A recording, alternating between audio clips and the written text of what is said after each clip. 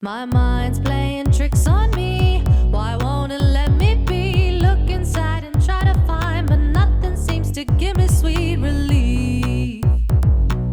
Why won't it let me be? Look inside and try to find, but every time it seems I lose my mind. My mind. Oh,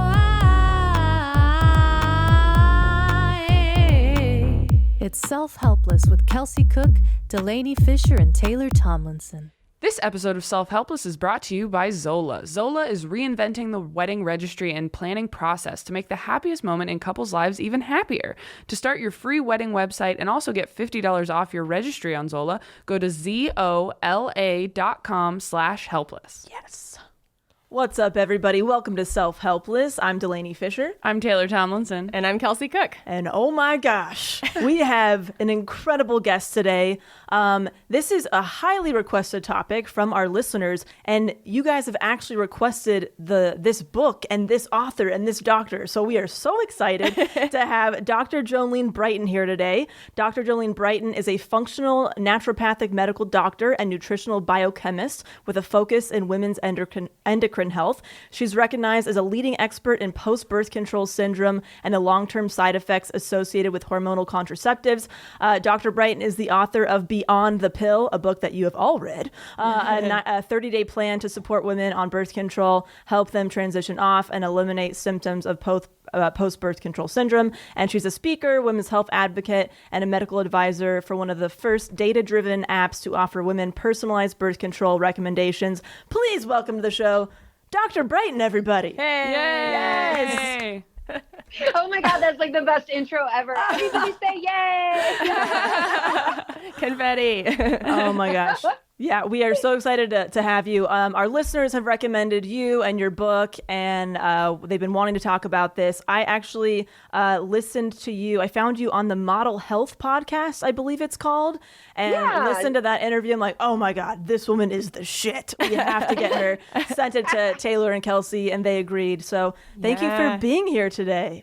Yeah, thanks so much. Yeah, if you listen to that interview, Sean Stevenson and I, that was the first time we've ever met in person. We were like Insta friends, and I talk about my Prince jacket, and I just ran into him last weekend at a conference we were both at, and I was wearing a leather jacket, and he was like, "Okay, so you were channeling Prince. Now, who are you channeling with this?" And I'm like, Joan Jett? I don't know. What do you say? Like when there's all that pressure. But I feel like that was definitely an interview where I got to have fun and be me. Sometimes I do interviews and people are like, "You're a doctor. Here's the doctor box. Can you stay in your box?" And I'm like, "Yeah, but I'm also like a total dork. So can I just be that? Like that's more natural." Oh, this is the show for you. Dorks are welcome here. Like, how do we not know each other? Awesome. So Dr. Brighten, if you have a quote that you like or hate, if you want to just kick off the show with that, anything? No. In your pocket? Number one quote, as soon as my assistant was like, "What is your favorite quote?" I'm like, the thing that comes out of my mouth, like every single interview, the definition of insanity is doing the same thing over and over and expecting different results. Legit genius, Albert Einstein. Yes. He said that how long ago? And yet here we find ourselves in 2019 doing the same things over and over in women's health and wondering, why are things still broken? Yeah. Oh, God. Absolutely. Definitely.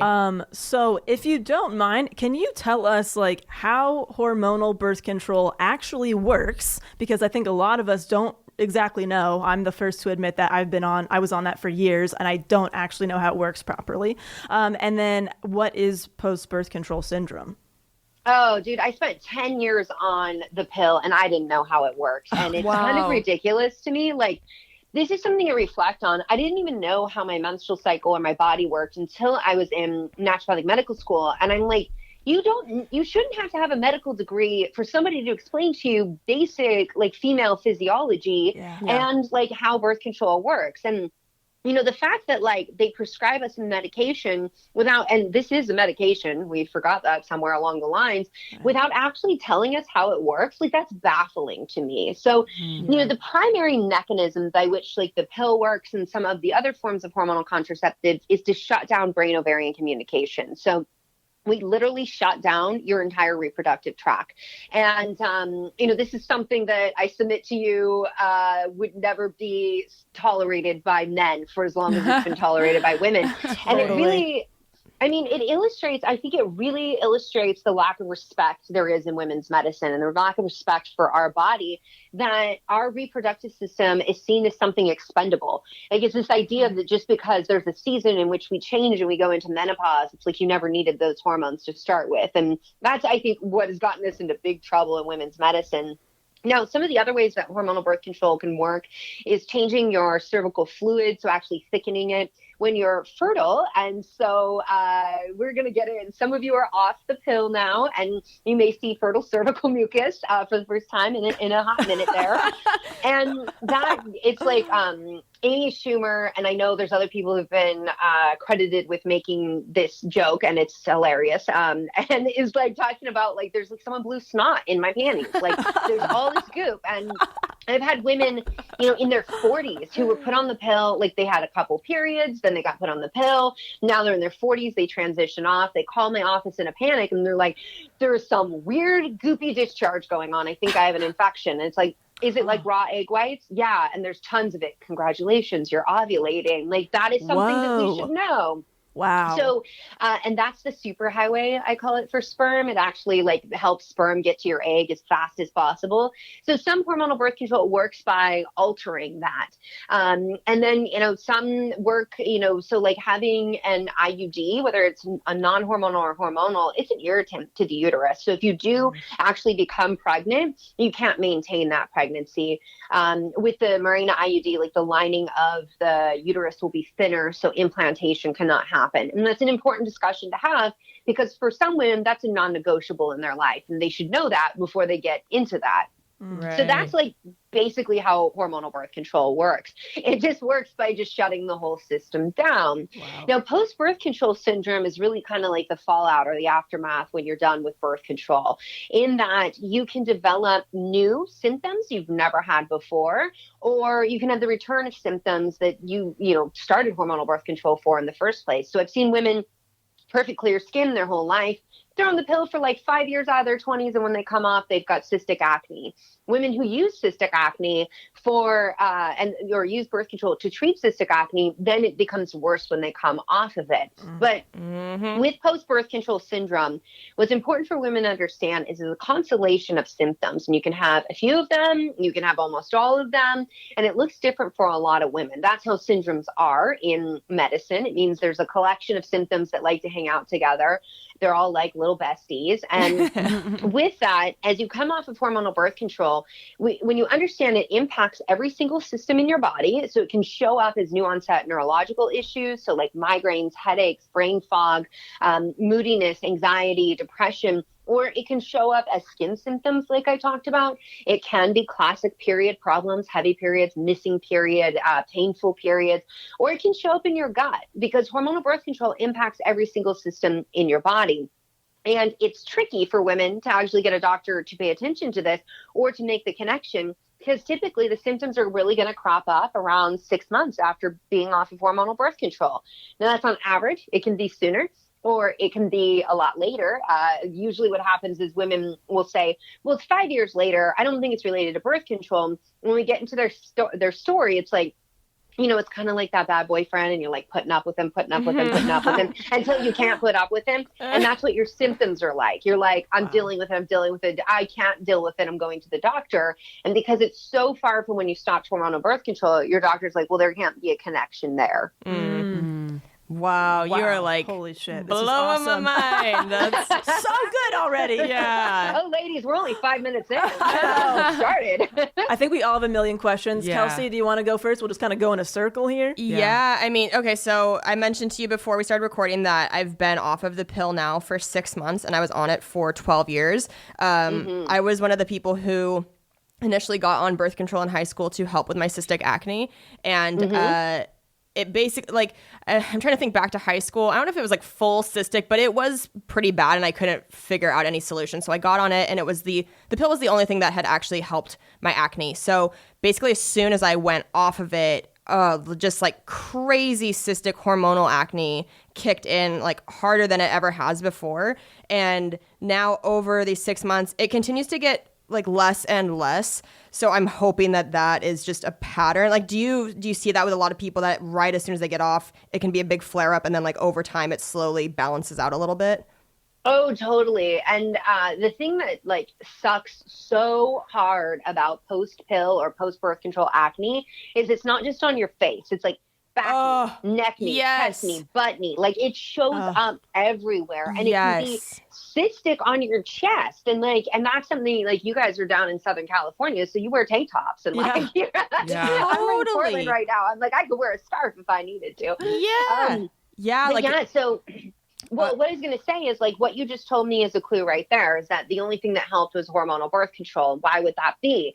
Because it suppresses androgens. So androgens, this is like we think male sex hormones, but women have them too, and they're quite lovely as long as you have the right amount, like all hormones. They're not bad. You just need the right amount. Now, with that, testosterone can get converted by way of an enzyme called 5-alpha reductase into a more potent molecule called DHT. And that can lead to cystic acne, hair loss, hair growth on your chin, chest, abdomen. Like who could blame a woman for not wanting any of that and being like, you have a pill for that? I will take it. Like, sign me up.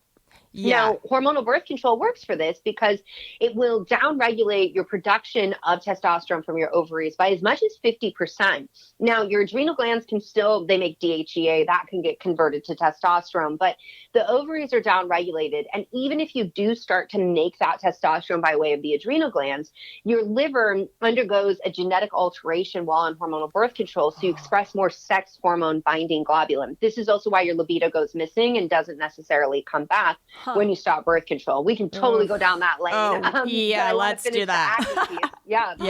But with the acne piece, so it can work really well for that. But the problem is that acne is often multifactorial. So if you have excess androgens, we have to ask why. Is it PCOS?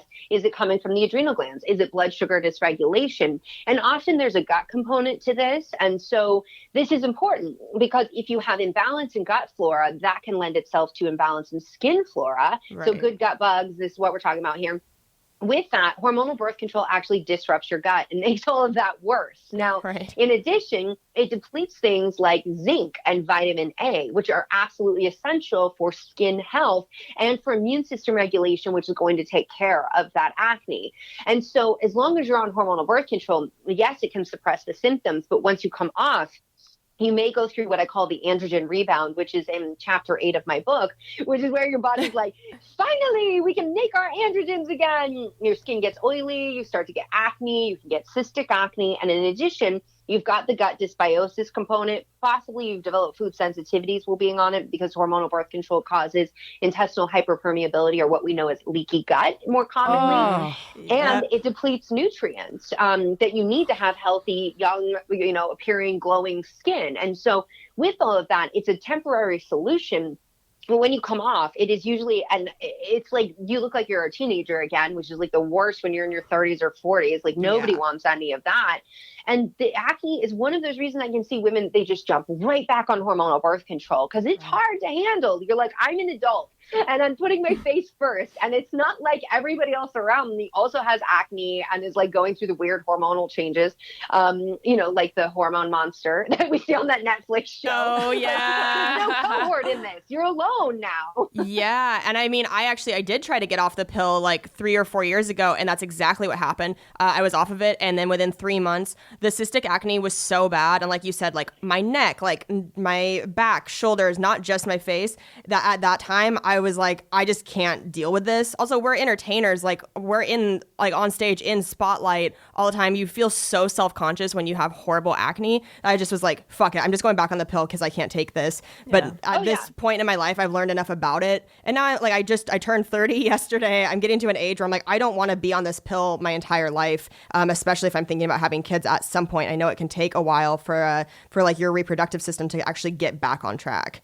Right. And where's the long-term study? Well, people are out there yelling evidence-based medicine and convincing us left and right that this is completely safe and benign. Right. Where's the long-term study that's followed the 14-year-old gal who got prescribed the pill and now she's 48 and she's coming off of it and she's never actually had an ovulatory cycle her entire life? Like, we are now starting to understand it impacts our brain in a really negative way. I mean, shocker, your hormones actually protect your brain and your bones and your heart and all of these things. And they, it's like they thought that they could synthesize these hormones in the lab and think they could do better than Mother Nature could ever do. Like, that's just silly. Like, I'm just like, who are these people? Wow. But the cystic acne is real. I mean, I went through that as well. I had, little pimples here and there, but never cystic acne. And when I came off the pill, I had the same experience, and I had like this beard of acne, and I was a group fitness instructor at the same time, nowhere near being like an entertainer. And I think the way people look at entertainers is very different. I don't know if I would I don't know that I have enough of a tough skin for that, because the judgments be real. But but standing on a stage and doing teaching classes, and everybody could look up and see this beard of acne, no amount of cover up can cover it up. And then I start sweating, and I know there's women out there who love to do full makeup and go to the gym and sweat, and more power to you. I personally feel like I'm suffocating, and it's really, really gross feeling to me, where I'm like, I can't breathe. And, it's something that you're not going to die from it. Okay. And that makes doctors usually pretty dismissive, where they're like, you're not going to die. But it's but you might die emotionally or mentally. It is impacting you. Right. Yeah. Well, can't it also lead to more higher risk of blood clots and tumor, tumors and birth breast control. I was talking about you're not going to die of acne. Oh, I'm sorry. No. I got you.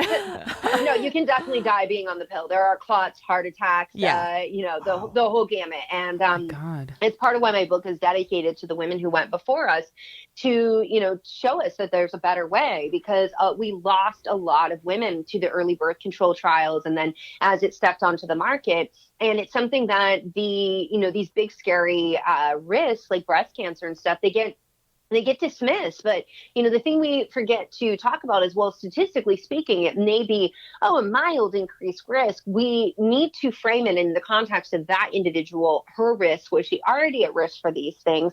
And that we're talking about cancer. We're talking about a stroke. We're not talking about a side effect that only impacts you. We're talking about a side effect that impacts everybody in your life, including you. Yeah, absolutely. Wow. A lot of things have kind of thankfully faded off for me, but I know that the brain fog I had and the exhaustion I felt in that first month or two getting off of it was crazy. I would show up here to the studio with the girls and just look completely out of it. I was on Mars. There was one time where they had to come knock on my door and be like, are you okay? Because my whatever was going on with my mind and body, either I had turned my alarm off and didn't hear it, or I don't really know what happened, but I did not wake up until somebody was physically in my apartment and be like, oh my God, are you okay? Yeah. And it was the strangest thing. I had never experienced something like that. It was almost like I was on NyQuil for a month or two, just really out of it. Yeah. And what's crazy about all this is that there's so many women, whenever somebody says to me, post-birth control syndrome isn't real, or I always love when people are like, you're just trying to scare women to not use birth control. And I'm like, have you read my book? Because maybe if you go read my book first, you'll flip that script, because I actually, if anything, I love when people are like, you're anti-pharma and it's so clear. And I'm like, except that I'm hypothyroid and I take a medication every day. It's a hypocritical statement, to be anti-pharma. No, I love me some drugs when they're needed, a time and a place. I don't think, I say it's like a tool shed. You wouldn't go to a tool shed and if you need a hammer, be like, no, I'm anti-hammer. So I'm going to pick up a saw and use it. You wouldn't do that. Yeah. Right. And so when it comes to medicine, it's about, we want to have all the tools available, and it's about giving women the education so that they can make the best decision for themselves. But how many women have these stories? And yet critics and haters line up to dismiss women's stories, to tell women there's no scientific study to prove what you're saying is true. And I'm like, right, we're going to wait for a study to believe a woman's truth about her own body. That is ridiculous. Where are you even trying to come from with that? Right. Yeah. Yes. I'm getting fired up right now. Well, I have like a million more things I could ask, but I want the girls to be know. able to ask things too, talk about where you guys are at with the pill and what other questions you have, and I Sure. can jump back in later. Yeah. Taylor, do you Yeah. want to go for it? Oh my gosh. I mean, it's so hard because Well, we haven't given you any acne solutions. Like, Oh. does that feel good to walk away from that, or should we talk about some things you Let's can do? talk about Oh, that. please talk about it. I would Yeah. love to hear I some mean, advice. I feel like somebody's it was gonna sounding listen so to this. doomed. Yeah. I know. And the whole way my book is structured is that if I present you with a problem, I give you an immediate solution. I love really that. hate health books that are like, you're reading the problem, you're getting so anxious. Read another 200 pages and I'll tell you the solution. I'm like, no, I just need to get in and get out. Yeah, Like, that's how I designed the book. So, with acne, because it is multifactorial, we have to start looking at, okay, what are the potential things that could be going on? And I walk through women through the book with women on this. What am I trying to say right now? Okay, so Yeah. first things first, one of the number one dietary triggers that we see with acne is dairy. So removing dairy from your diet, and it's got to come out for at least 6 weeks. And nobody loves that, but when they have clear skin, they're all about it. So Right. that's one thing. We also work to support your gut health. So eating prebiotic foods. So just start thinking fibers, start increasing your leafy green vegetables and your cruciferous vegetables. One quick hack right away: start including broccoli sprouts and other cruciferous sprouts in your diet. You can get these at Trader Joe's. You can get them at Whole Foods. You can buy seeds on Amazon, get organic broccoli seeds and sprout them at home in your windowsill. Like, very easy hack to do, but it's very, very concentrated nutrients all together that to support liver detoxification, because your liver has definitely taken a hit in all of this. Yeah. And then start to track, like, when does my acne come up? If your acne's coming up like in the follicular phase, so you start your period, then, about a week later, you start to see acne. Oh, my libido's coming up at the same time. That's a sign that testosterone's creeping up on you. And that's where that acne is coming from. Okay. If it's coming up like the week before your period or 2 weeks before your period, that can be an issue with estrogen dominance and imbalance in that. And so having too much estrogen can cause acne as well, which is where the broccoli sprouts will come in for the win. Then you've got to poop every day, because if you don't move your bowels, I know you, like, everybody always laughs when I say that. And I'm like, I talk about poop so much. Plus I live with like a 6-year-old boy. So like, it's just poop all day. And I have to say, there's that show, Dr. Pimple Popper. Oh, yeah. That is like his, like, Mama, I want to hang out with you. Can we watch the Dr. Pimple Popper? Oh my He's gosh. so into it. And now, what's really funny is he can actually identify a lipoma on people. Like, we can be out and he's like, Mama, I think they have a lipoma. And I'm like, is oh my so God, funny. that's so awesome. But I digress. So with that, though, I tell people to notice, especially when we travel, people tend towards constipation. And often women will say, like, they broke out, they didn't seem cyclical, it came out of nowhere. I'm like, what were your bowel movements like leading up to that? Oh, I was constipated. Yeah, because you've got to get your waste out somehow. And one way to get that out is through your skin. So making sure that your support liver detox, move the bowels every day. For people listening, I go through all of this in my book. There's a chapter on liver health, a chapter on gut health, really sexy stuff, but it is the secret sauce to better hormones. And the other thing is start to include zinc-rich foods in your diet. So oysters, pumpkin seeds. You can participate in seed cycling, which is eating flax seeds and pumpkin seeds at the first half of your cycle, the follicular phase, when you see blood, up until ovulation. Switch at ovulation, go into sesame seeds and sunflower seeds. All of these are raw, and ground is even better, fresh ground, I should say. But that will give you zinc and give you fiber, and that will help you move the bowels, feed the good gut bugs, and that zinc can help throttle your testosterone so that it behaves a little bit better. Works for your libido and not against your skin. So I hope that was helpful. I just hit you like a fire hydrant, though. So good. I love it. So good. I had a question about, okay, so I have a supplement that's calcium, magnesium, zinc. And the problem is when I take that, it makes me constipated, because that's usually what calcium does. But I know that those are good vitamins and minerals to get for like post-birth control syndrome. Do you have any like recommendations on how to get those without it making me constipated? Oh, yeah. So like I don't know if you guys know, I have my own supplement line of prenatal. So there's prenatal option. There's a supplement that I have that's called Balance, women's hormone support.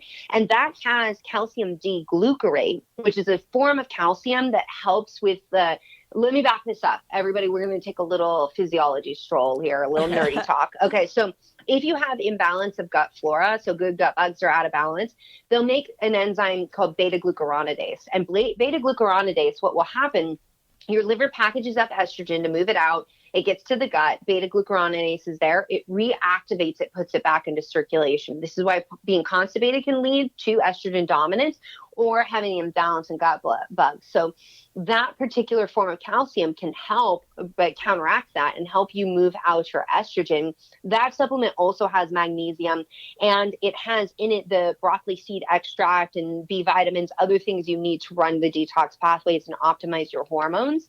Okay. When it comes to zinc should be coupled with copper. Because if we're taking zinc, it can lead to a copper deficiency, and that can lead to cardiovascular issues. So whenever we're taking zinc, we want to couple it with that as well.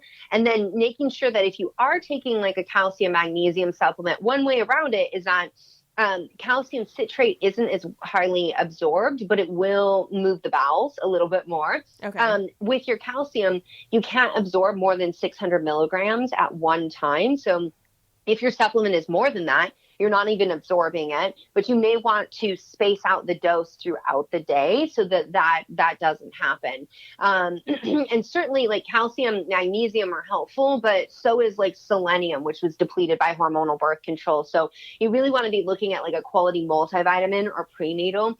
I think about multivitamins and prenatals, like when you are working with the doctor, we'll use like targeted supplements and targeted nutrients, but with a multivitamin or prenatal, it kind of presents you everything like your food does. And then there's, I don't have any evidence to support this, but I'd like to see this research done, that when you present the body with like, you eat a meal that's like, you've got a steak and you're eating a salad with it, and you've got all these nutrients, your body isn't absorbing everything that's there. And really, I think that it picks and chooses in a way of like, okay, this is what we need more of, bring more of this in this system. And that's something that like a multivitamin and prenatal, they can kind of present in that same way of like, here are all of our nutrients, like, let's try to absorb these things. And it's only when we get to like, something like, for example, iron deficiency anemia, where we're like, okay, you need to take your iron and you have to take it away from calcium because they actually compete for each other, because we therapeutically must dose iron in order to reverse this condition. Oh, wow. Jeez. Oh, blowing my mind. God. Yeah, I know. This is so much. I'm going to be re-listening to this episode several times, taking notes. Yeah. Thank you for all this info. So good. This episode of Self-Helpless is brought to you by Zola. Zola is reinventing the wedding registry and planning process to make the happiest moment in couples' lives even happier.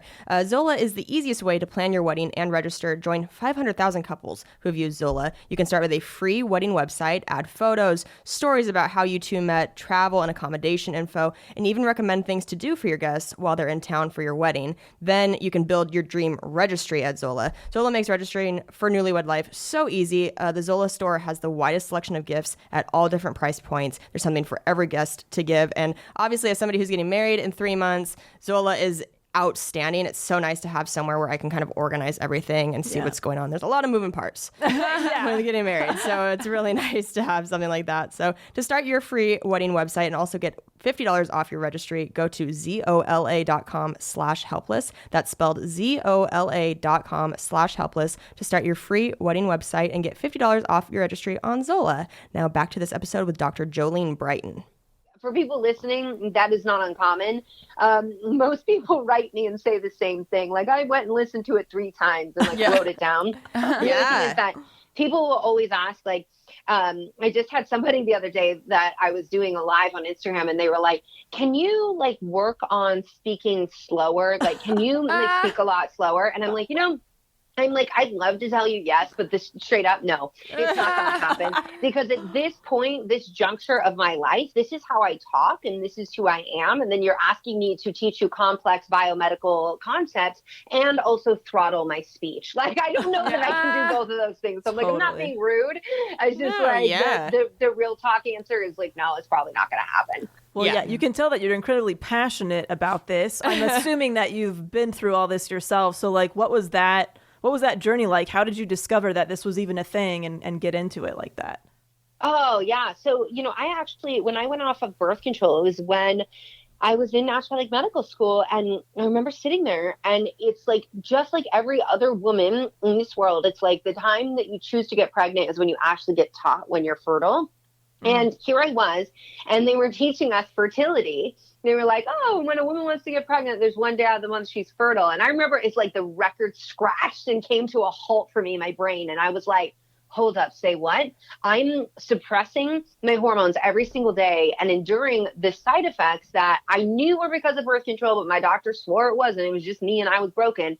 I'm going off of this. And so when I went off of it, I thought, like doctors tell you, right? You can just come off and you can get pregnant right away. And I came off, and for the first time in my life, I lost my period. Now, I had had a good 3 years of counting down my period like doomsday every single month. So I knew it was regular, and I knew I didn't have cystic acne before. Yet when I went to my doctor, I had no period and I had cystic acne. That now I understand, oh, that was gaslighting. That's what was going on there. Because he framed to me that I was misremembering. I didn't actually understand my body or my period, that he'd never seen anything like this before. And I was the only one. And I was like, I'm a freak, so I don't want to talk about it. Like, something's wrong with me and I'm broken. And, of course, like, you're just too stressed. It's because, like, you're in medical school and you're stressed. And it's like, yeah, but, like, there were a lot of women there that were still bleeding once a month. So I don't know about that. Like, we can't just say it's not. So I went through it myself, and, had I not been where I was in my education and had a background in clinical and nutritional biochemistry, I don't know that I would have been able to, get my period back and heal things as quickly as I did. And, with that, it wasn't until I got into clinical practice that I finally felt validated that my story was real, which is, kind of ridiculous that it took me working one-on-one with patients who were calling at my office saying, I heard you're the doctor who believes women's birth control stories. Like, I want to come see you. And I'm like, what a weird thing to say. Like, why are people saying that about me?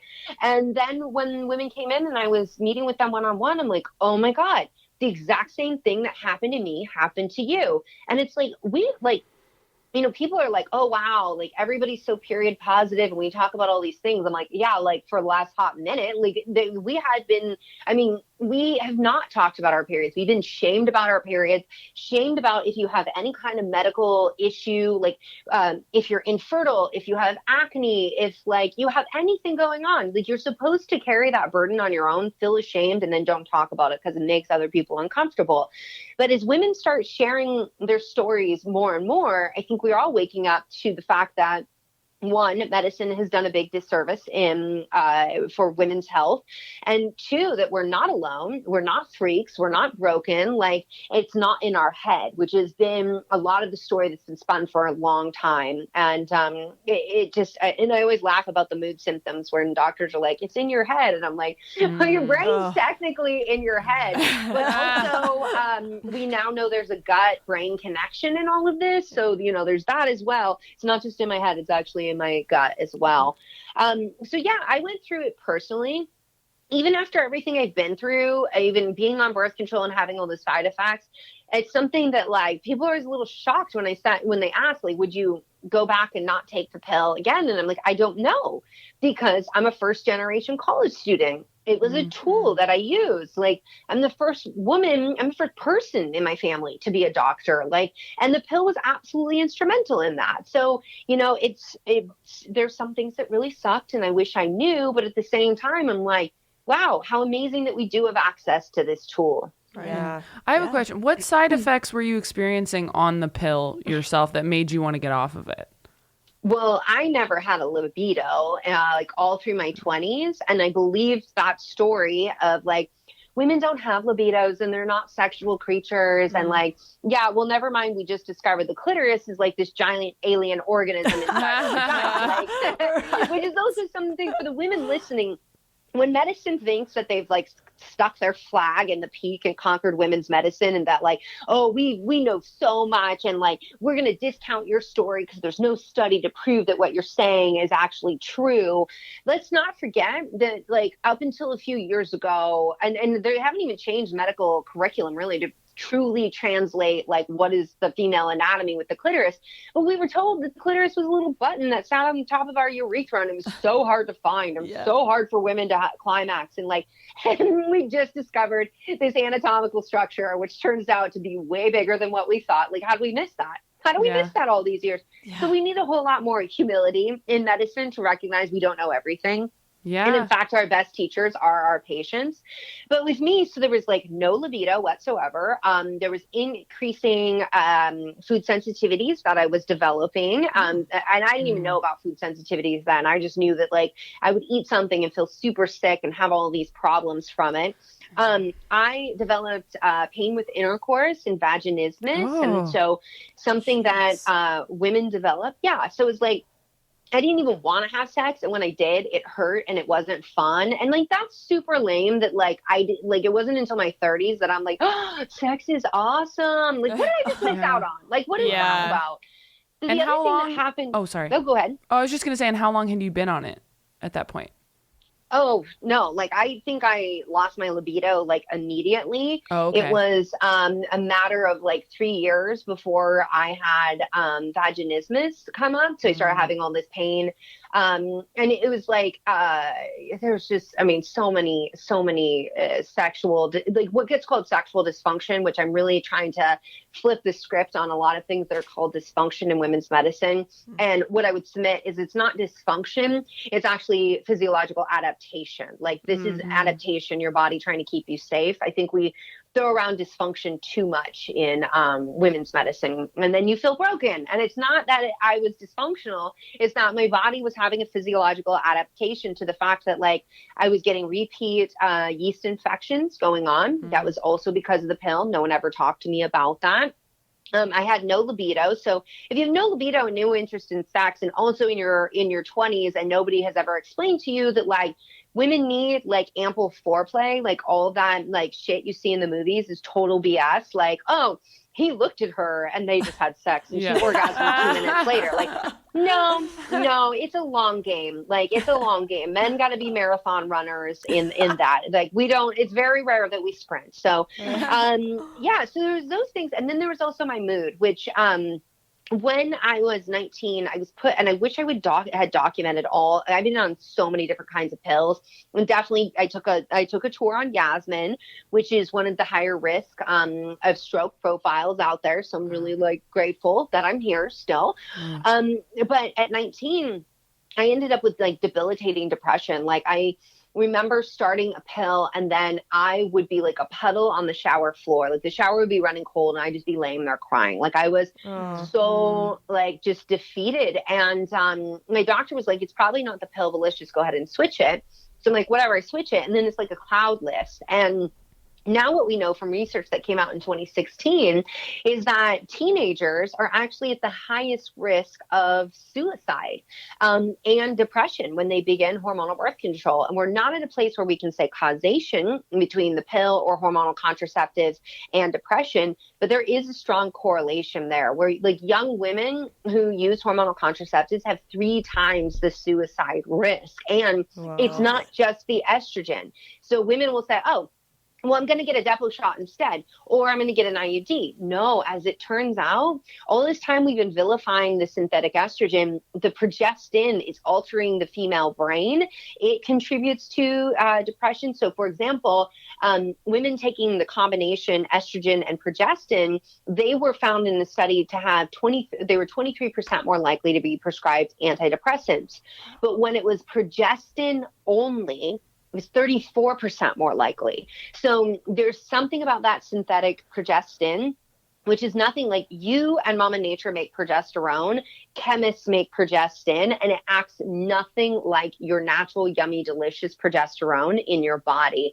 And so that was a big aha, because I chalked it up to just about everything else. But then when I looked back and I'm like, well, you don't just change a medication and suddenly, like, you just don't change like your birth control and suddenly you no longer have these symptoms unless that previous pill was contributing to that. Yeah. Oh my God, I this have is so many great. questions. I know. And it's like so great and so upsetting at the same time. Oh my God, it's so That- upsetting. It's like a really good documentary. Yeah. Taylor, you go. My vagina is like tingling. She has so many questions. Okay, You so have to tip me for that, though. yeah. So what my situation is that I've been on it for 7 years. I started when I was 18, so I kind of started it like before I was really having sex. So I don't even know. I don't feel like it's made me have no libido. I feel okay in that regard. I don't think I'm having any symptoms, although Delaney was pointing at me when you were saying the food sensitivities thing, because people have pointed out to me in the last year, like, you seem to get food poisoning a lot. I'm like, well, that's just, some people are unlucky. I'm like, No, it's like that might be small intestinal bacterial overgrowth or and I've cut out SIBO, so. I've cut out everything. Like, that's the thing. Like, I cut out dairy years ago. I cut out red meat. Now I'm like pescatarian. I don't really do like gluten or like much sugar. Like, I'm really careful about all that stuff. So the fact that occasionally I'll still get sick now, I'm like, oh God. But the one thing that has been a side effect of me being on the pill that works for me, because I did try a few, and the first two made me feel a little nauseous and sick. And then this third one that I tried, low estrin, made it so I do not have a period. Like, I haven't had a period in years. And I talked to my doctor about it, who was like, oh yeah, that's common on this birth control. You do your own Googling. Everyone on the internet's like, oh yeah, me too. Like, it takes it away. It's no big deal. It'll come back if you're off of it. So like, occasionally I'll spot, like, I've had maybe a couple periods here and there, but for the most part, I don't have one. And I haven't been too freaked out about it because, quite frankly, it's the tits. Like, it's awesome. But that being said, like, getting older and knowing that I definitely want to have kids, and like listening to you on that podcast Delaney sent us was like crazy about just like how it affects your fertility. I mean, I don't know if that side effect is an indication, if that's normal, if that's a really bad sign, or if that means it's gonna like take longer to have kids as a result. Like, I just don't know. So I mean, what are your responses to people who I'm sure have brought up that issue in the past? Yeah, and so it can be a common phenomenon with certain different forms of hormonal birth control that women lose their period altogether. It can happen with Depo, like the progestin-based IUDs, some pills. The pills don't tend to do this, but the other ones they can also be like, you never stop bleeding and you're spotting all the time. That's a problem. Even though doctors are like, nothing's really wrong. And it's like, yeah, except for like, I can't function because like I'm just walking around with panty liners all the time. It's terrible. So, with that, there's been a lot of focus in the way we're taught about women's health and women's medicine, our cycles, is that the period is the main event. But as it turns out, it's not. The period is the wah, wah, we didn't get a baby. And really the main event is ovulation, which is where we need to be focusing. While you're on the pill, that period isn't a real period. It's a withdrawal bleed from a medication. And so you never ovulated, you're not having a cycle. So that's not even a real period, which is why they've come out and just recently, the pharmaceutical industry admitted that the only reason they put the placebo week was so that women wouldn't freak out that they had no period. And so they thought women would be really freaked out by that. And rightly so. I am also like, how would you know you're pregnant? That's my concern. If you don't have that withdrawal bleed, and these progestins are not good for babies. So we definitely want to know that. But with all of that, it's just really important to understand that you're not actually having a period. Now, when it comes to fertility, we've all gotten the story at some point that as soon as you stop, you can just get pregnant. And some women do. However, as I talk about in my book, there's research to show that if you get pregnant within 6 months of discontinuing hormonal birth control, your baby is at higher risk of childhood cancer. We just scratched the surface on that, scratched the surface, right? How much information are we not getting? And this is something that freaks me out. And I take my own ownership and responsibility in all of this, is like, what are we doing to generations of the human race when we put women on hormonal birth control, then they get pregnant immediately? We're also excreting these synthetic hormones into the water supply. Like, there's all these things that it's like, man, it is an individualized discussion, but there is also this huge global impact, and it's a hard thing to answer. I don't have answers. Like, I just wish I was, I'm not Albert Einstein, right? I'm not that smart.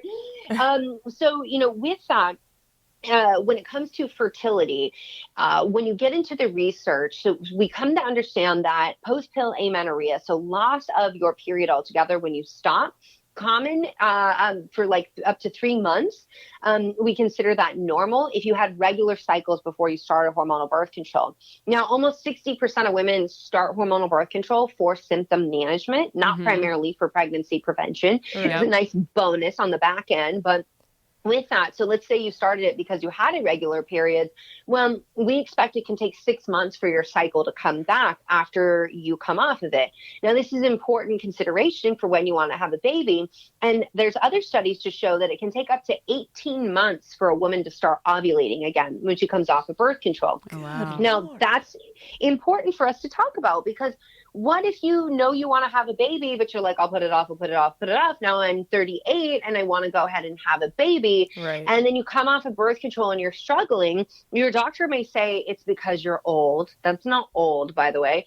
But they might say like that's because of your age, and never make the connection that like it can take time to reestablish brain ovarian communication. Like, this is a complex system. It's not something you just flip a light switch off and then flip it back on. Like, it can take time. And there's researchers who have shown that the younger a woman is put on hormonal birth control, the more likely there will be hiccups later down the line, because it takes about 10 years from when you start your period, which is called menarche, for your brain ovarian communication to really solidify and for your body to be in sync and everybody be talking. And with that, if you interrupt that maturation process, there are researchers who are like, it's going to take time. You probably have to go through that maturation process, because it's like, it's a part of your body that's developing. It's like, we wouldn't shut off anything else, but this one is like, shut it down, ask questions decades later. Like, that's very short-sighted to me.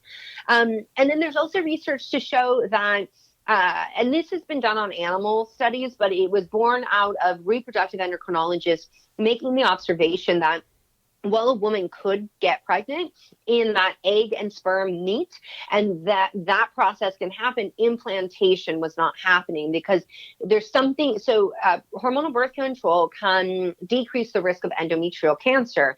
And one way it may do that is by downregulating receptors in the endometrial lining. So it's the lining of your uterus where hormones stimulate, it gets nice and thick, then baby can implant. I like to call it like you want to cuddle up in a thick down comforter rather than sleep on the floor, right? Right. And so with that, some women come off and they don't, their endometrial lining, they're not able to actually thicken it and get it to a place where they can have implantation. So, in a lot of ways, this story that we're being handed about fertility, it's not really rooted in solid science, and we don't totally know. Like, we need a lot more exploration.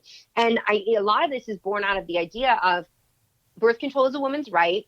And to tell her, and like the number one concern women have is, could this mess with my fertility? They're rapidly dismissed in that. But I'm like, you don't have woman after woman after woman after woman questioning this unless her intuition is like, yo, slow your roll with this. And so, when you see woman after woman questioning this, it is on science to answer that for us and to help us understand who's at risk, who's not at risk, and what other things should we be considering. But when it comes to like birth control, they're like, let's roll it out, introduce it to the market. Like, and let me just say that like when birth control first came out, you had to be married to be able to get it. And so there's a lot, it's a very heated where it's like, I know, right? Like seriously, for real. Cause like no woman outside of wedlock has ever had sex. Like I hate to break it to you. There are these ideals of how you want to live your life. And then there's the fact that you're an animal. And at the end of the day, your hormones rule your world, and they can work for you or they can work against you.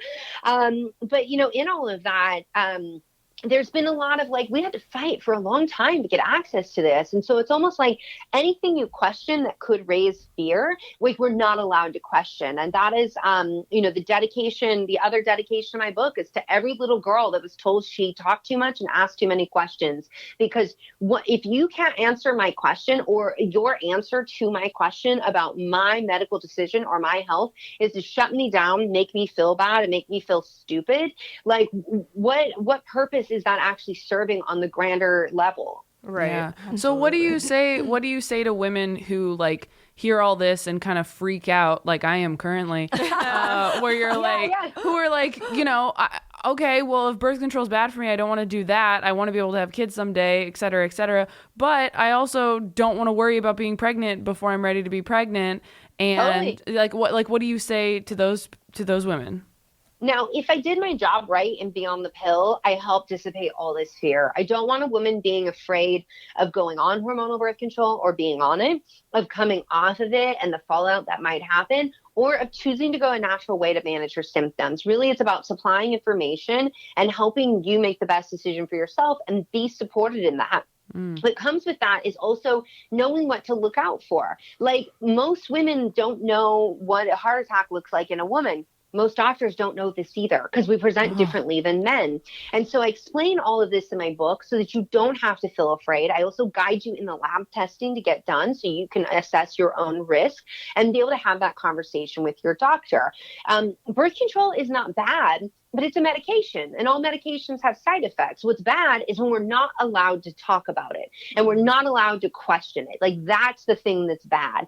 Like, every pharmaceutical has a time and a place. And certainly if a woman feels like the best thing I can do for my life right now is take the pill, and whether that is for symptom management or for pregnancy prevention, that is her right.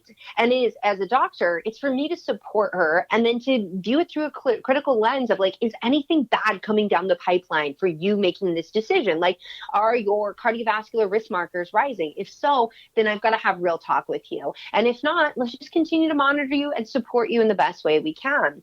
But something that I don't know if you guys are familiar with fertility awareness method, but I'm like, the way I came to the fertility awareness method was like the jokes, right? I could have probably pulled 100 quotes about like things doctors say to women, like, you're going to do fertility awareness method. You know what we call that? I'll see you next month when you're pregnant. Like, doctors say these things to women because the story goes is that our bodies are too complicated. Hormones are just so messy, and women are just too dumb to understand it. And that is not my clinical experience. You know who's the best person to, like, in a position to understand like the female body? The woman living in that body. Like, that's who is the best. So I really am a fan of fertility awareness method. And whether you use it for contraceptive reasons or not, it's a great way to know your body and understand what is going on. And so why is it that doctors will be like, oh, hormones are so complicated, and, we try to test labs, but they're not that accurate. And it's true. Like, it's hard to test labs and have full accuracy because we're cyclical. We're cyclical throughout the day and we're cyclical throughout the month. But really, where you get the most information about a women's hormones is in their story and in their experience in their body. And I have patients who they track their one menstrual cycle, and I can identify their hormone imbalance and what is going on, and then we validate it with a test. And fertility awareness method is one tool that we can use. It is highly scientifically accurate when done correctly. So much so that the FDA just approved last year in 2018 the first ever femtech device as a contraceptive. This is Natural Cycles. And you pop this thermometer under your tongue, and then a light tells you if you're in your fertile window. You can't take it's super cool. So there's Natural Cycles and there's Daisy. And they both work on similar technology.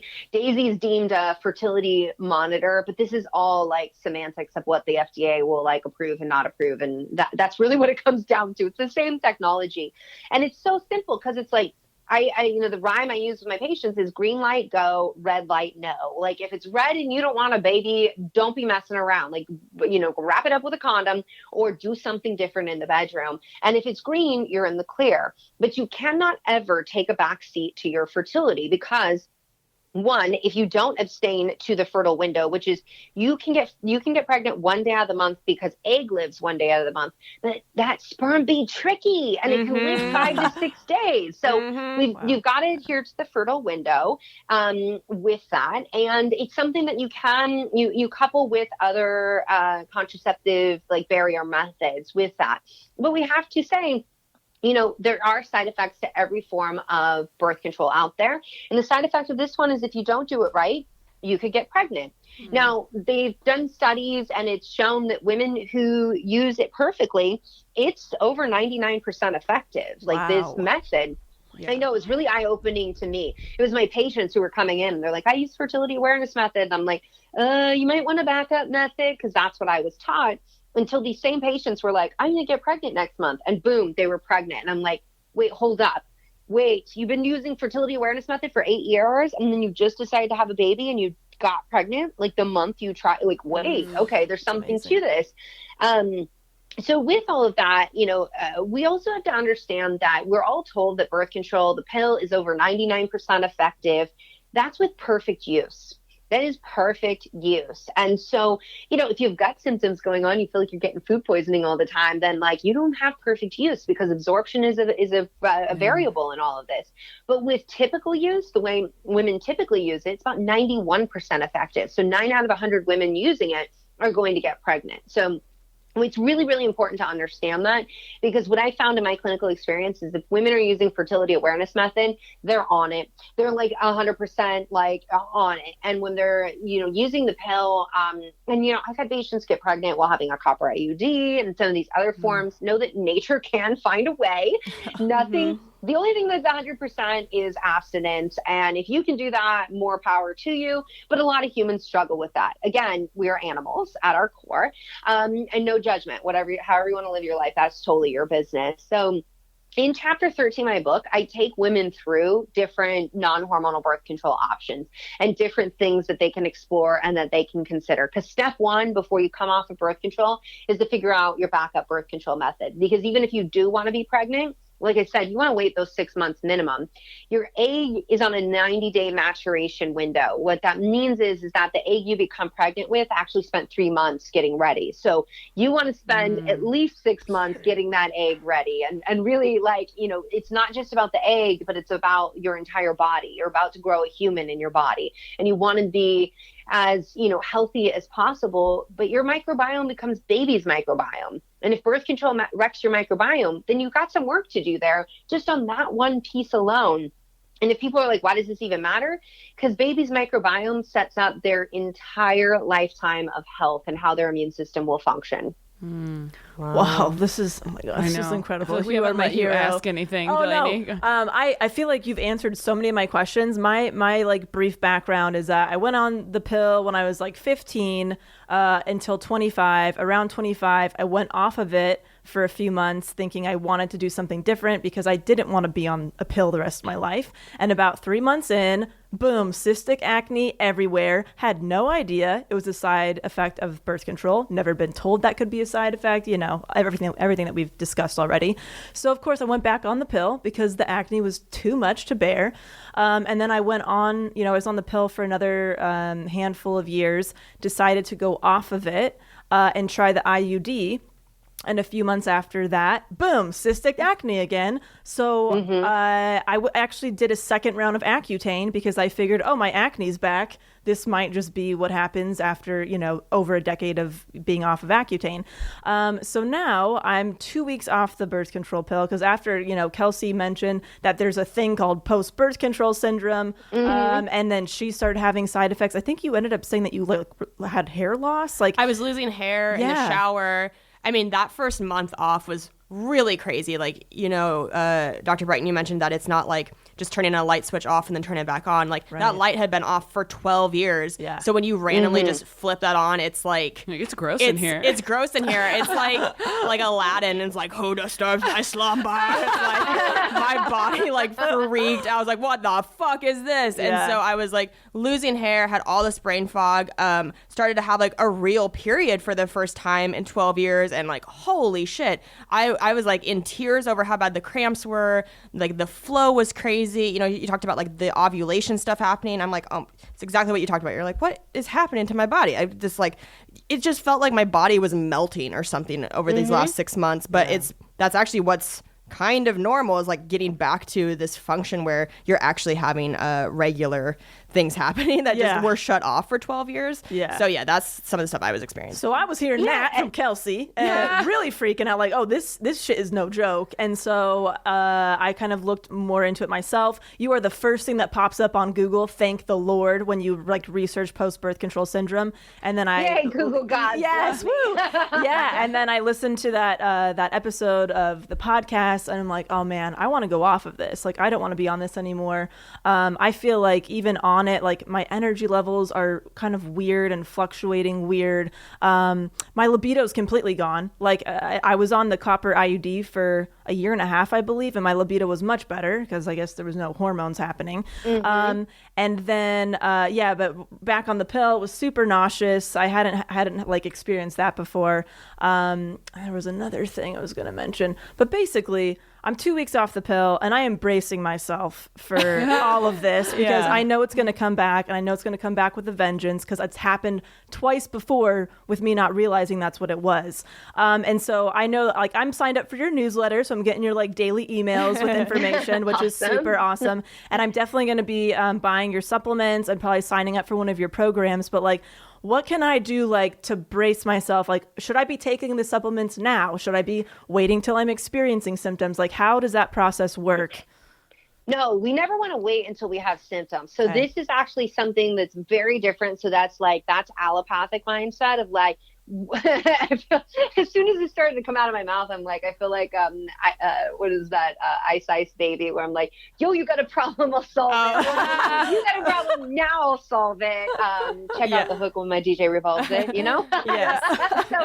And we're like, you actually want to be preventative. Like by the time you have symptoms, like your symptoms present, like things were already developing down the pipeline, like these subtle things. So, first thing, yes, getting started with nutrition and lifestyle changes, and then getting supplements on board. I just realized as I like threw back to Vanilla Ice that I think I'm older than all of you. I'm like, I just totally dated myself with that. We all know Vanilla Ice. Vanilla Ice reference. I'm not that old.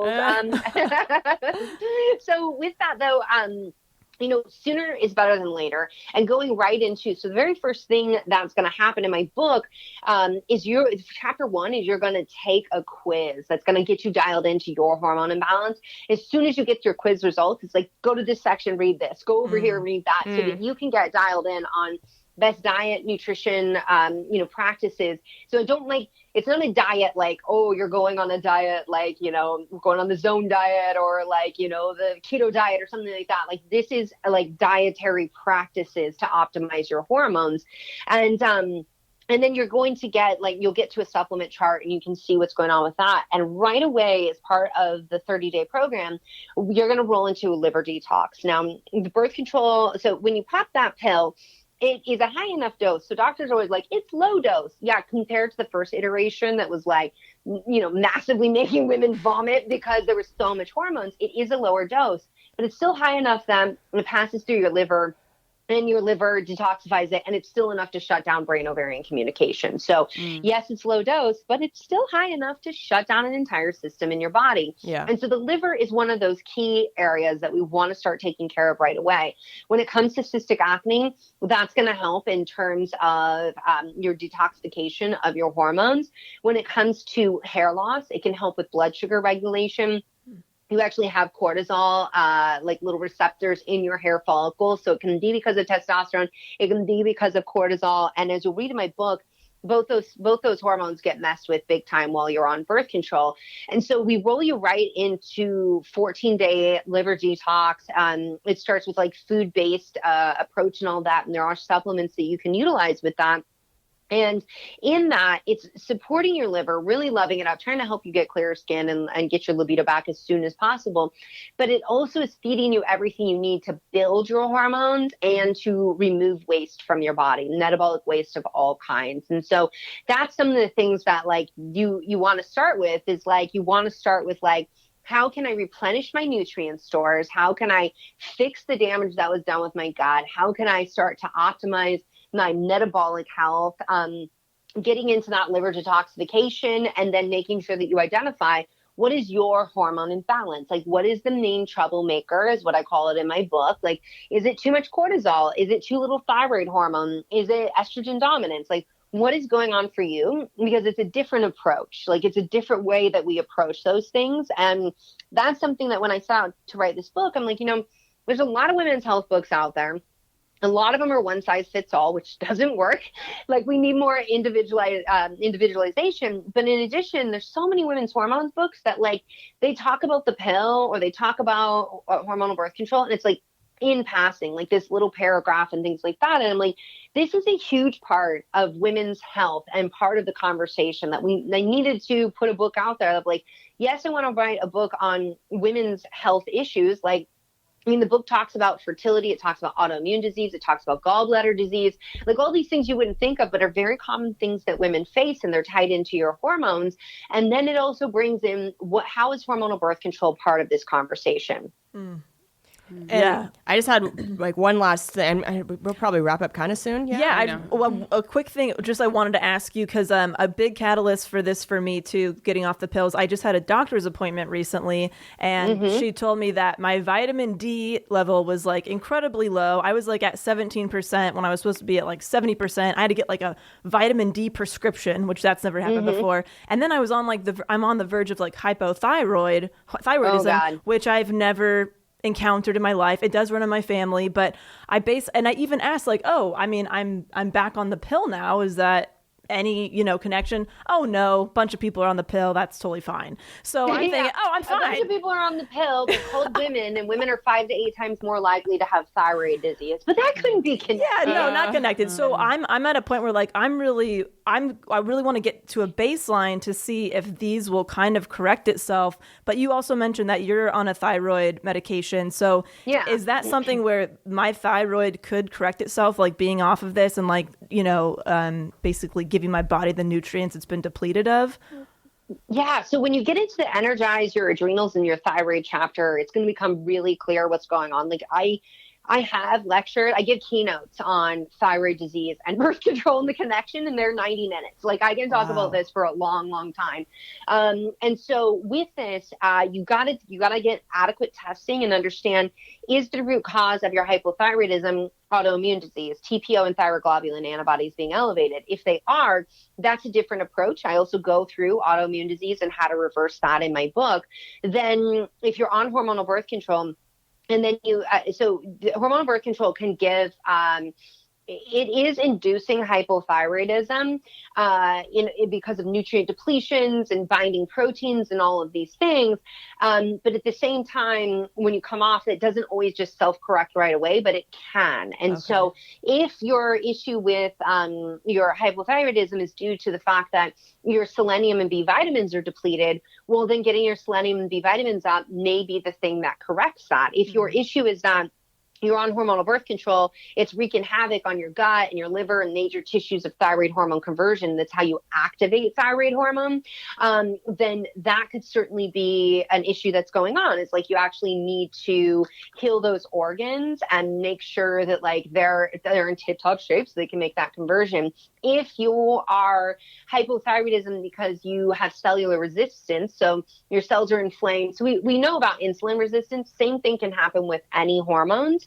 And so if it's cellular resistance and you can't actually get the hormone into the cell, your hormonal birth control is inflammatory. So we need to drop that inflammation and we need to correct that piece. And, as you were saying with the vitamin D, there are alterations in vitamin D metabolism and how our labs look while we're on hormonal birth control, but it's also needed for making your thyroid hormone. And it's really important for receptor activity in the body as well. And so, there's a lot of things going on to that. And you're right, on with that. And you're right to question it. And then when you say your doctor prescribed you vitamin D, often when a doctor gives a prescription for vitamin D, it's actually D2, which is inactive. And that is something, it's not very helpful. Wow. You actually need vitamin D3, and we need to couple D3 with K2 so that we don't pull calcium into our arteries and we can keep ourselves safe. Oh yeah, I do have that. Yeah. Yeah, She did. She and gave so- me like a K-force or something. I don't know what that is, but yeah, that's what I'm taking.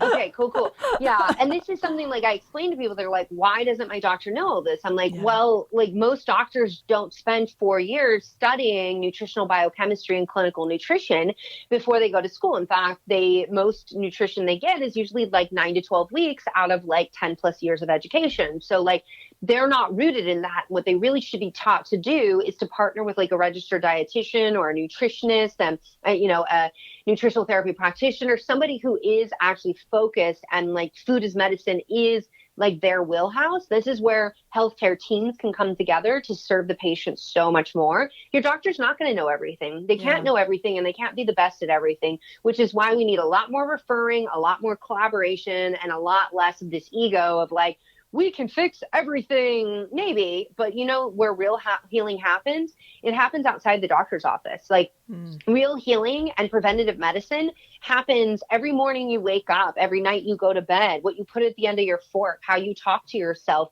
where your community's at, and who you just like is part of your social circle. It's like these things, your doctor is never with you. They're never with you in the grocery store. They're not with you at the gym. They're not with you at your family reunion. Like they're not there. And it's the way you handle these things and the choices you make and all of that. That is really where preventative medicine has. And that's the thing we've taken away from patients and women is that it's like your doctor can solve all the things and that's where true healing is. No, actually, you've always had the power to heal your body and the power to practice preventative medicine. We're just not teaching it. Like our life skills in high school, like what are those? Like whoever walked away from like life skills and like, I don't even remember what those classes are called and like actually felt like they could handle life like at 18. Like I don't think there's anyone I know. Right. Wow. Ahead, I had one last thing. So both Delaney and I talked about libido being a problem for us on the pill. And once I got off, it's kind of been a little bit of a roller coaster. Like right away, but then maybe a week or two, I felt like a teenage boy.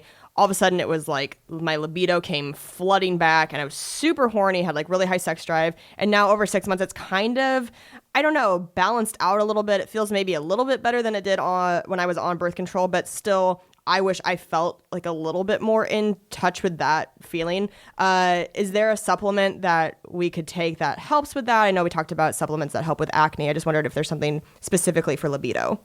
Okay, nobody's going to like it when I say this, but when you ask for a supplement to fix your libido, that's the same as asking for a medication to fix your libido. Like it's a very like this pill for this ill kind of situation. And that's not to say that supplements can't help, but I just want to frame it for every woman who's listening, because when it comes to libido and our sex drive, this is somewhere we can feel that we're really broken, that like something's really, really wrong with us, because nobody in society really talks about how freaking complicated women are in all of this. And so why I say that is like, yes, I could tell you rhodiola might help, or another ginseng might help. Eleutherococcus, for example, has been shown to be helpful.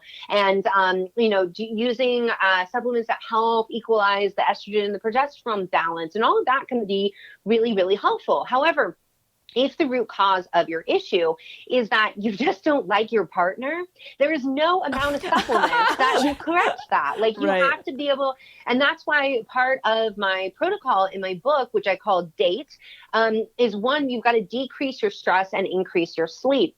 If your body is getting the signal that the environment is dangerous in any way, which is stress, maybe you're working out too hard, maybe you're sitting in traffic. You guys live in Southern California, so I bet that one's real. Maybe you're not sleeping well. Maybe you're skipping meals. Anything that signals to the body that the environment is stressful and not safe for baby making, your body will protect you by shutting down your libido. So know this, women, your body's never betraying you. It's always looking out for you. It's here to help you survive. Now, the second part is you've got to activate your lady parts. If you don't know what works for you, and there's people who are like, are you telling women to masturbate? I'm like, well, maybe, I don't know if that works for her. But like, if you don't know your own terrain and what works for you, you can never articulate and describe that to somebody else about like what works for you. And that doesn't mean that like you have to masturbate, although there is research saying that it's a very good thing to be doing. It's all about your own, beliefs and all of that. But in that, I mean, just being very present. How do you get an orgasm? Mindfulness. It is like the biggest practice of mindfulness, of like what works for you and feeling confident to articulate that.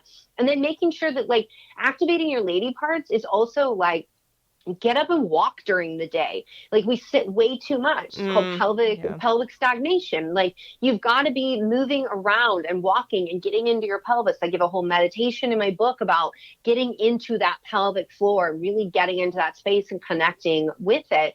And then making sure that you're engaging in physical activity that helps increase the circulation to your pelvis. Then you've got to talk to your partner. You've got to talk to your partner about where you're at and talk to your partner about your menstrual cycle. Men, it's funny to me how often people are like, women are so sensitive. I'm like, men are so freaking sensitive. They just don't always totally talk about it. And it presents in the socially acceptable ways of like anger or shutting down. Whereas like what women experience is just like not always socially acceptable to be crying, whatever. That's society's baggage, not ours. So talking with your partner is also talking through that, like, the weeks leading up to, like, when you're about to ovulate, you are going to be most in the mood. It's going to be a lot easier for you, like to orgasm. These things are going to change. As you're getting closer to your period, your hormones are starting to decline. You are cyclical. These things are going to change. And to know it's not about them, it's about them checking in with where you're at in your cycle, but also having the conversation of like, your needs have to be met. Now, when women engage in sexual intercourse and there is penetration, you are literally inviting somebody inside your body. Like, talk about next level personal space, okay?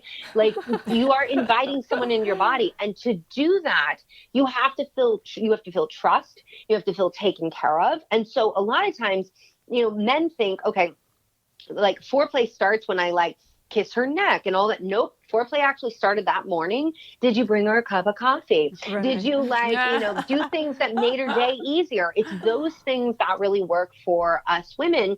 And then, when it comes to foreplay, it can take a good 20 minutes or more for you to even get where you're like, okay, like I'm not going to roll over and go to bed. All right, I'm going to be here for this. And then it can take another 20 to 60 minutes before you even achieve an orgasm. That's why I said it's a marathon. It's not a sprint here. Like you've got to be with it. And we just need to be communicating to our partners. And then we need to eat a diet that is conducive to having healthy hormones, good blood sugar balance, like none of that stuff that's sexy, but that gives you the sexy time juice that you're looking for. So I certainly give like supplements, and I go through things in my book of things that you can try, and I talk about the things like DIM and calcium D-glucarate and fiber and broccoli seed extract to help you move out your estrogen. Because if you're estrogen dominant, you won't have a libido because you'll be so freaking irritated with everybody. That's just how too much estrogen works in your body. When your estrogen's just right, though, you will be noticing that you're like, my breasts, my hips, they're all curvy. I look great. My lips are plump. The fine lines on my face are disappearing. That's what estrogen does for us. That's why we feel really sexy when we're around ovulation, and our partners pick up on that as well. So I know there's like a whole lot of information. It's just to say that there is no one quick fix for the female libido or sexual health, because the cool thing is we are so complicated, but also that like this is where the idea of sexual dysfunction, this is actually a diagnosis that you can write in someone's chart. And anytime I've done that in a woman's chart, I explain to her, well, this is like in medicine, how we talk. This is not what I subscribe to. This is adaptation. So like I was saying, your body will adapt if you don't have a good relationship. Your body's like, we can't have a baby with that guy. No way. No way. Shut it down. He ain't any good. Or like, hey, that doesn't always happen. Yeah. No, for sure. Because, there's this other thing that like, he just smells so freaking good. And your body's like, all the pheromones are like, oh, I got to be in it. That's why I'm like, abstinence. Oh, I wouldn't go recommending that. I'm like, I would recommend fertility awareness method over abstinence any day when it comes to pregnancy prevention, because physiology and nature always finds a way. Right. Yeah. This was so good. Oh my God. Thank you so much for doing this. You're amazing. Yeah. Well, thanks for inviting me. When my assistant reached out to me and she was like, there's these 3 comedians and they want to like interview you. And I'm like, well, they're comedians. Like I would rather like be talking to them about this conversation, because you're going to ask things like non-medical professionals will ask, and it's going to serve so many other women. Plus I knew you guys would be funny. Oh, thanks. Yeah, that's what we try to do here. Yeah. Is there anything that you want to leave our listeners with? Any other words of wisdom? The biggest thing is that you are the only one living in your body. So you're the only one who knows what normal is. And if you say it's not normal, then it's not normal. And well, doctors see people who are sick who come for help. And so to them, it's normal. It's actually common. And there's a difference there. Having PMS is common. Having no libido, common. Having post-birth control syndrome, common. But it's not the normal. And you should never accept it as the normal for you. Thank Love you so it. much. You're the best ever. Dr. Brighten, where can people find you and all that good stuff? Yeah, so you can find me at drbrighten.com, drbrighten.com. That's my main hub. I also have a YouTube channel. Excuse me, I choke on my own spit. And you can also find me on Instagram at Dr. Jolene Brighten. And Beyond the Pill is everywhere that they sell books. And if you grab it, please grab the gratitude bonuses at beyondthepillbook.com. Nice. Cool. I cannot wait to buy that book. It's going to be my Bible going forward until I feel like I've got a handle on my hormones. So, Yes. and you'll be hearing from me because I'm going to be getting all your supplements and signing up with one of your programs. So I'm so excited. Thank you again. Thank you. Yeah, so and let us much. know how we can support you. Thanks for having me. Oh man, Yay. you're the best. Thank you. Thank Bye. you. That was incredible. Oh my gosh. gosh, You amazing. guys, share this episode with the women in your life. Yeah. Whoa. We all know somebody who needs to hear this stuff. Jesus. Dude. Yeah, I'm with you. I'm like, I gotta go back and listen with like a notebook Exactly. and a highlighter. Pen and But paper. think about, like, anytime you've been prescribed the pill, I've never gotten even an ounce of that information. No. It's like, here you go. Oh, you got acne? Here you go. Oh, you want to regulate your cycle? Here you go. Yeah. No big deal. It's fine. Yeah. And now here we are, fucking broken dolls. Wow. Okay. I have a couple shows to plug, and then I think Yeah. we're good to wrap up, Yeah, right? so Okay, yeah. cool. So I will be headlining the DC Comedy Loft May 3rd and 4th. Kane will be with me. So I know we have a bunch of DC helpsters, and you guys who came out to the shows last year were awesome. Those were such fun shows. So yeah, come back out. It's kelseycook.com for tickets, and you can meet Kane too this time. It'll be so fun. Yay! That's a double header right there. Yeah. And then I am at the La Jolla Comedy Store for anybody in La Jolla, San Diego area this weekend, April 18th through 20th. I'm so excited. I have some of like my very good friends and favorite people that I came up with in San Diego on those shows with me. And I mean, it's in a club that like is just one of like the best clubs to see live comedy in, but also like the place that made me a comedian. So please come out to those April 18th through 20th, La Jolla Comedy Store. I'm at Moon Tower Comedy Festival April 25th through 27th, and I am back headlining the Comedy Works downtown in Denver May 8th through 11th, and I'm in Fort Collins on the 7th doing a show. So I'm coming in a day early. I know there were a couple people who said like, oh great, I'm in Fort Collins. So go to ttomcomedy.com for all that information, and also, you know, my Instagram and Facebook and all those things. It's Beautiful. everywhere. I will be kissing Maverick on my couch. And, one thing I do want to say, if you aren't already, if you could follow me on Instagram at Delaney Fisher. I know that I've said I'm not going to be doing the Instagram thing really anymore, but I know that like once you get to 10,000 followers, you can share links in your stories. And I would really like to start like more efficiently sharing information with you guys. Like if I find a cool vegan restaurant or whatever, like I would like to do that. So Yeah, just promoting the podcast. Yeah, just promoting the podcast. And I think it'd be super dope. So What are you at right now? I don't know. Close to 7, maybe? Okay, I don't we're know. so close, Kinda guys. getting up there, but yeah, at Delaney Fisher, DELANIEFISCHER. I know it's a weird spelling, but I think that would be a cool thing. Yeah. Yeah. Awesome. All Thanks, you right. guys. All right. We love you guys. Talk to you next week. Love you. Bye. You guys, we love you so much. Thank you for supporting Self-Helpless. You can follow us on social media on Instagram and Facebook at Self-Helpless Podcast. And you can visit selfhelplesspodcast.com for all things Self-Helpless. Learn about Patreon and how to sign up. Our merch is there, information about our Facebook group and how to join.